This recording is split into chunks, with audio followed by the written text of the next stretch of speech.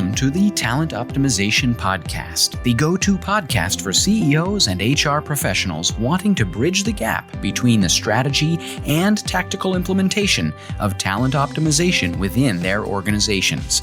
Through interviews, predictive index, and personal experience, your host, Tracy Shirk, helps you discover the facets of talent optimization from both a CEO and HR perspective to truly create the dream team for your organization. Are you ready? Let's get started. Welcome to the Talent Optimization Podcast. My name is Tracy Austin, and I am the Chief Talent Officer here at Elevated Talent Consulting. And if you are a listener that has been with us for a while, I just want to thank you so much for listening in every single week. And if you are new to today's episode, welcome, and thank you so much for being here. And of course, click on that little plus button and make sure that you subscribe and follow and give us all of the stars. We love, love, love that. So with that being said, we are talking about talent pathway plans today. And oh my goodness, do we have some amazing things happening with this? And we have an expert with us. We have Andrew Wegner with us. Andrew is an HR Generalist and a SHRM CP. And Andrew is also going to chat with us a little bit about HR Hot Seat out of Chicago. And they're in a number of different locations across the country, along with a virtual one. So as we create those talent pathways, getting in with a network that can help you grow is so incredibly important. So Andrew, welcome to the Talent Optimization Podcast. Thank you, Tracy. It's great to be here. Absolutely. Okay. Why the heck are you passionate about talent pathways? I'm passionate about talent pathways because it's literally how organizations are built.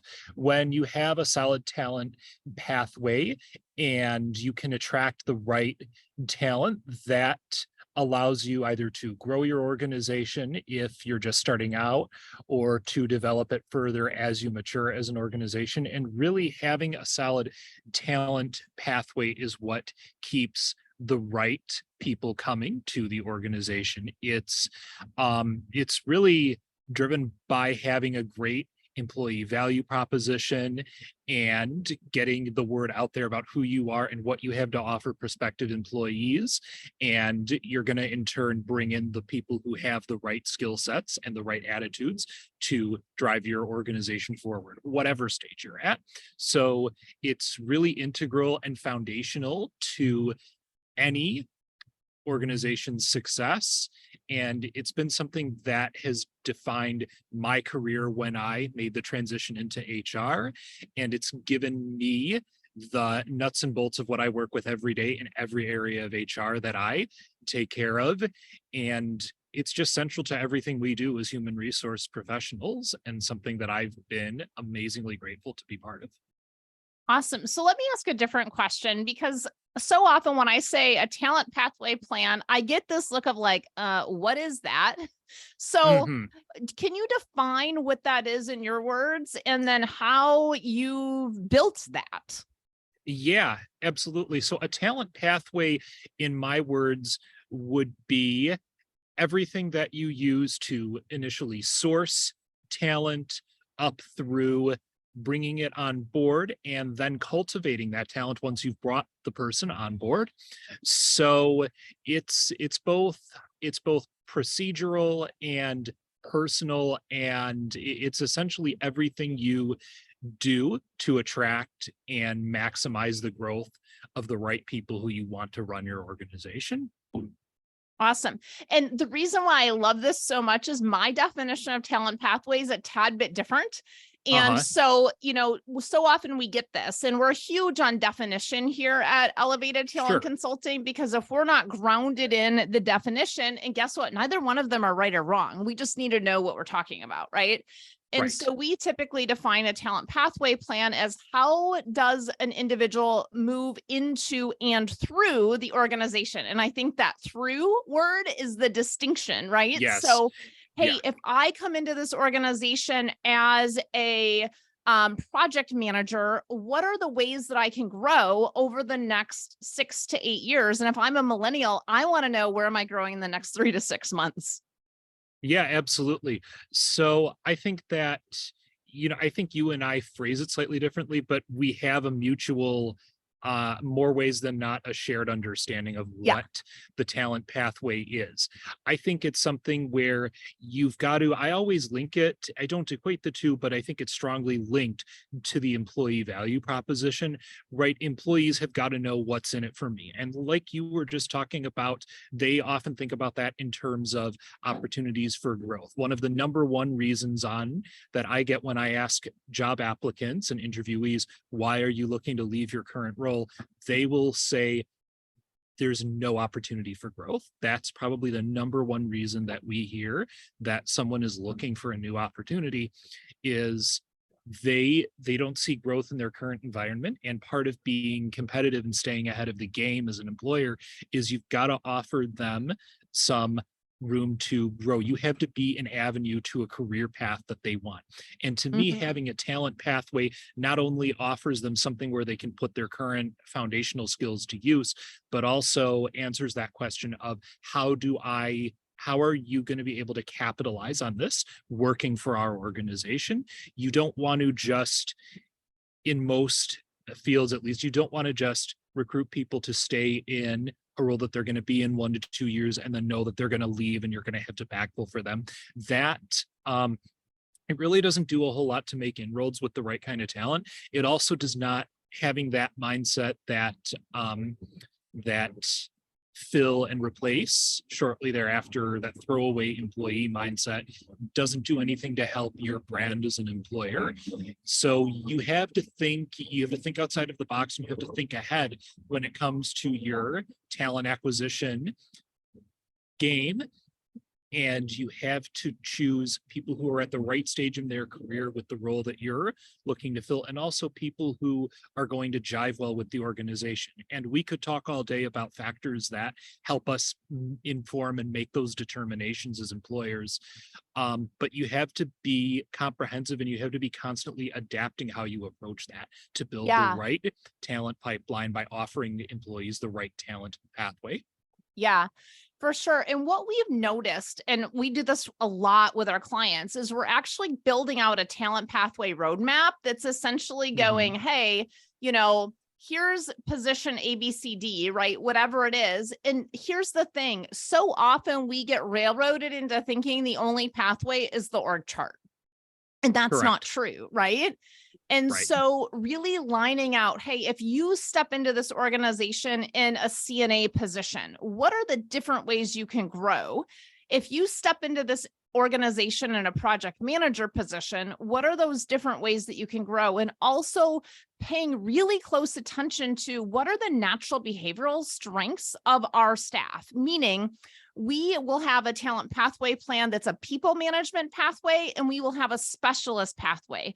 So that project manager may end up being, a people manager later on down the road, but that project manager may also be the subject matter expert that really gets into a very specific area and handles projects and not people, because we use predictive index here at Elevated Talent Consulting. And so with that being said, we're looking at and saying, what are their natural strengths? Let's not set them up to fail because it's the only spot up on the org chart. Sure. So when you're setting, you're absolutely right in saying that a lot of talent professionals get in this rigid mindset that there's one route to talent. It's a linear path of promotion, and growth is always supposed to happen in 2 to 3 years for this role, 3 to 6 months for this role, and then maybe 5 years for this more senior role, maybe. But really, that's limiting the options of who you can attract from an organizational perspective, and it's limiting your organizational growth as well.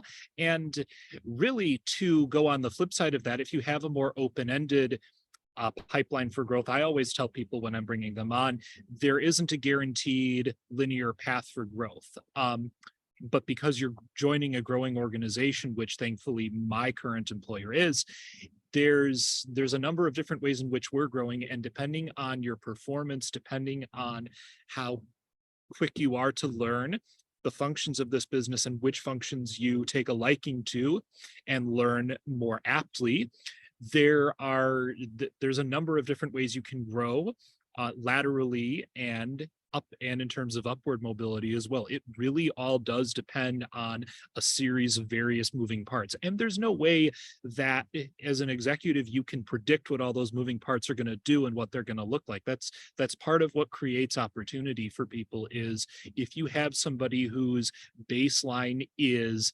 X, there's no telling what events might shape how they grow into position Y.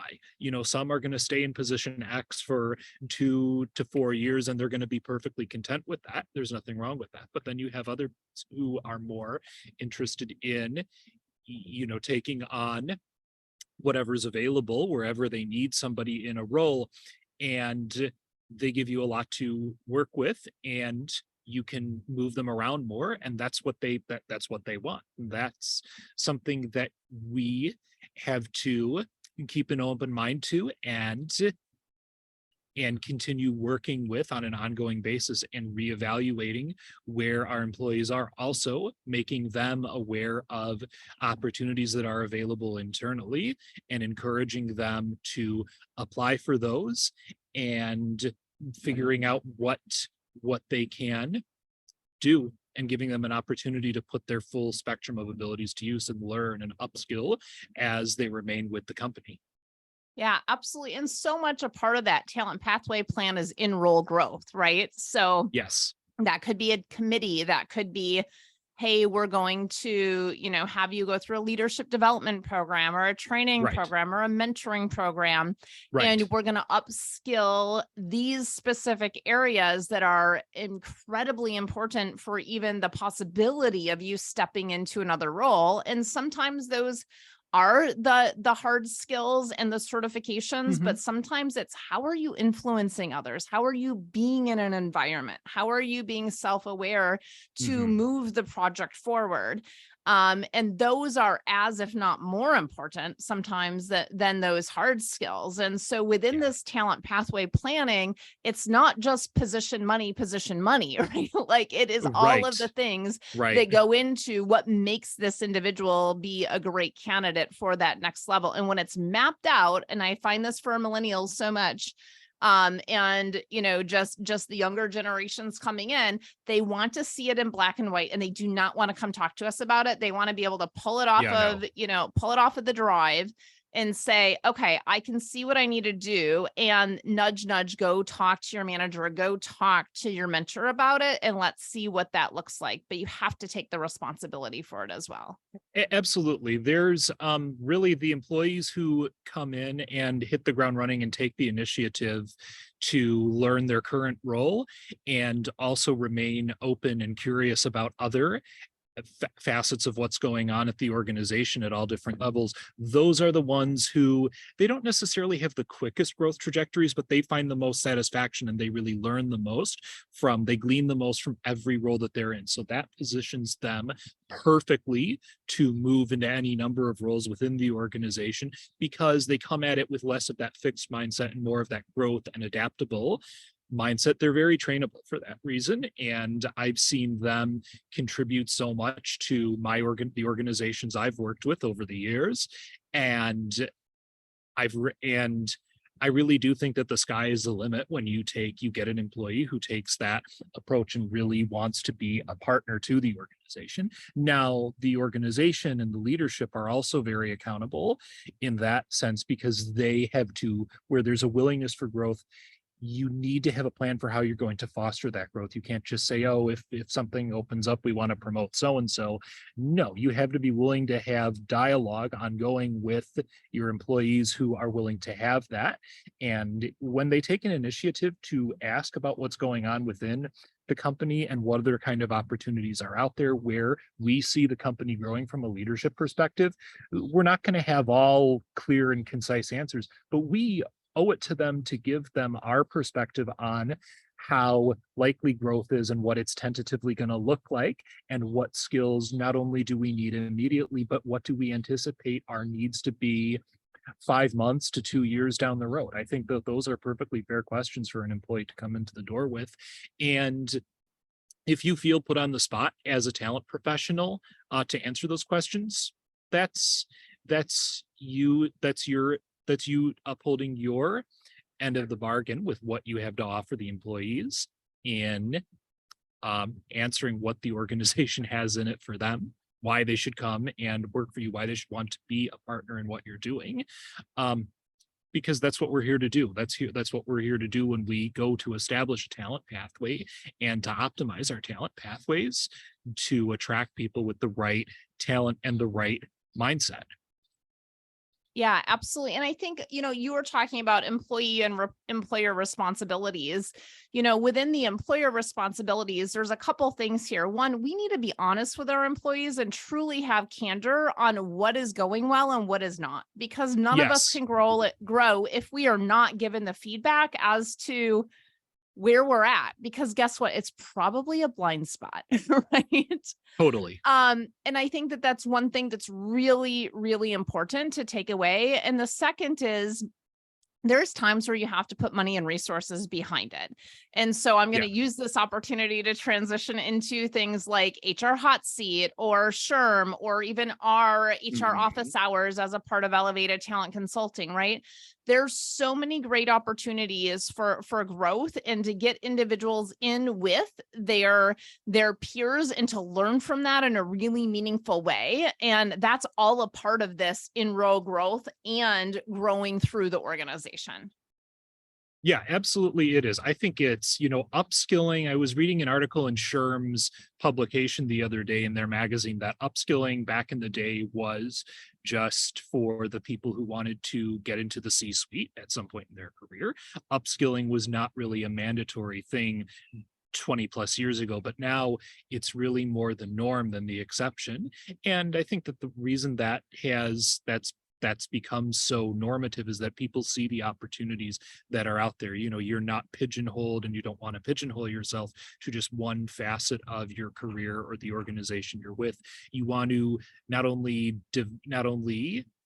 put your skills to use, but you want to grow based upon those.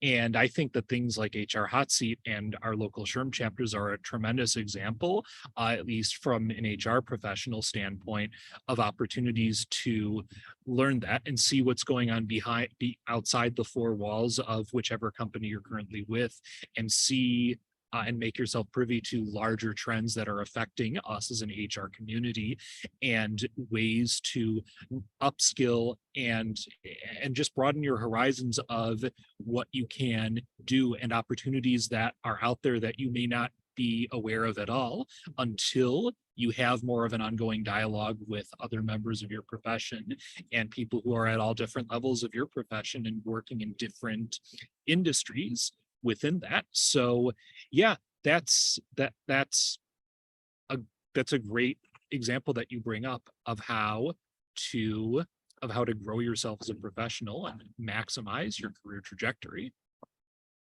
So as we start to kind of close out here a little bit, Andrew, I'm curious, what's a takeaway that you have for executives listening into our conversation today? A takeaway I have for executives is to know the market that you're in, as well as you understand the needs of your own organization. You want to understand the people who have those skills and that talent you're looking to bring in and what their demands are. And you're going to want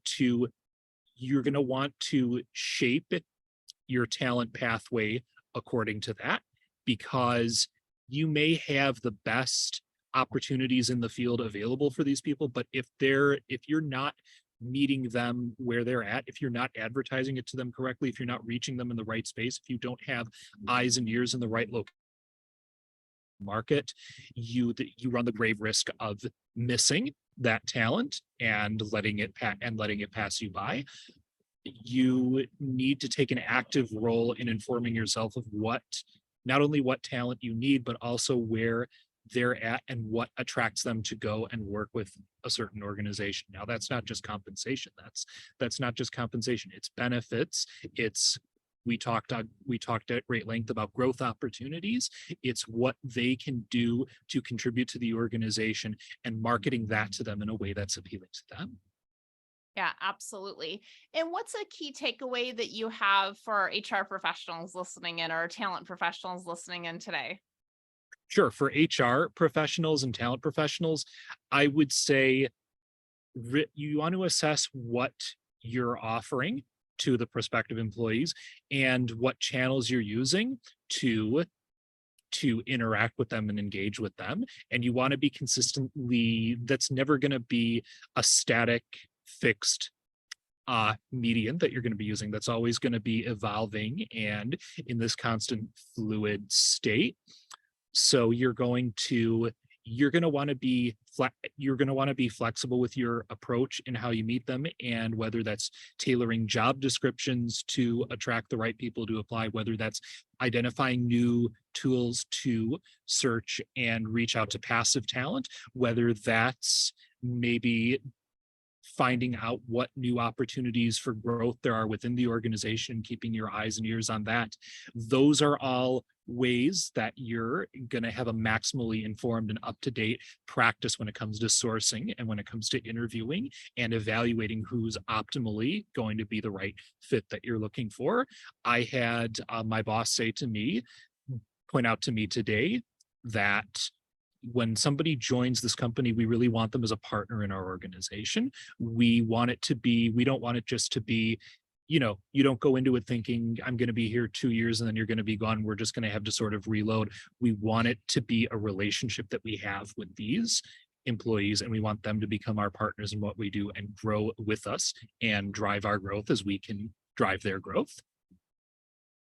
I love that. I love that partnership aspect of it. So Andrew, thank you so much for being with us today on the Talent Optimization podcast. And we will put the links of where to find you on LinkedIn. HR Hot Seat we'll put in there as well. Wonderful. So, if you are an HR professional that is looking for a great community to join, to really say, hey, how can we up level? HR Hot Seat is phenomenal, and that is across the country. Then of course we do have our HR office hours here at Elevated Talent Consulting, and our Inspire program will also launch in September. And our Inspire program is all about how do you as an HR leader need to lead inside your organization, and how do we ensure that we're engaging staff inside the organization to stay over the long period of time. So this conversation about talent pathway plans is built in with a step-by-step how-to with the coaching and the training to help you implement this inside of your organization. So with that, we hope that you have a fantastic week, and we will see you back next week. Thank you so much, Tracy. Thank you for joining us on this episode of the Talent Optimization Podcast. You'll find more tools and resources for CEOs and HR professionals looking to bridge the strategies versus implementation gap of talent optimization at elevatedtalentconsulting.com. We've also created a free, valuable resource for you to begin bridging the gap called the Talent Optimization Foundation Membership Program. You can access it for free at elevatedtalentconsulting.com/foundation. Be sure to tune in next week for another episode to learn more about talent optimization and creating a dream team for your organization.